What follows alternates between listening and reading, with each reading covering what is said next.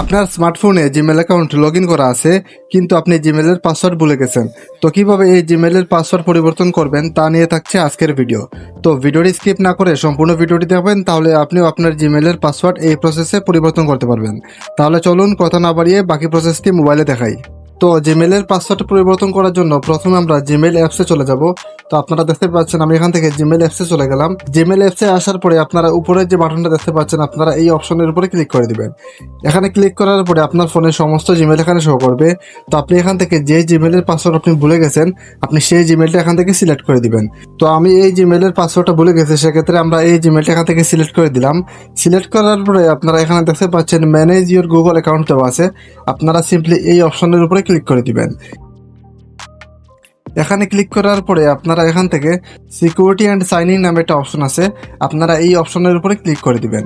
এই অপশনে ক্লিক করার পরে নিচে দেখতে পাচ্ছেন পাসওয়ার্ড নামে একটা অপশন আছে, আপনারা সিম্পলি এই পাসওয়ার্ড অপশনে ক্লিক করে দিয়ে আপনার ফোনের ফিঙ্গারপ্রিন্টটা দিয়ে দিবেন।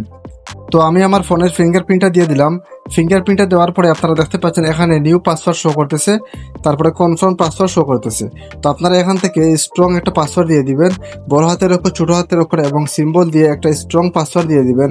এবং আপনি সর্বনিম্ন 8 অক্ষর দিয়ে একটা স্ট্রং পাসওয়ার্ড এখানে দিতে পারবেন। তো বোঝানোর সুবিধার্থে আমি একটা পাসওয়ার্ড এখানে দিয়ে দিব।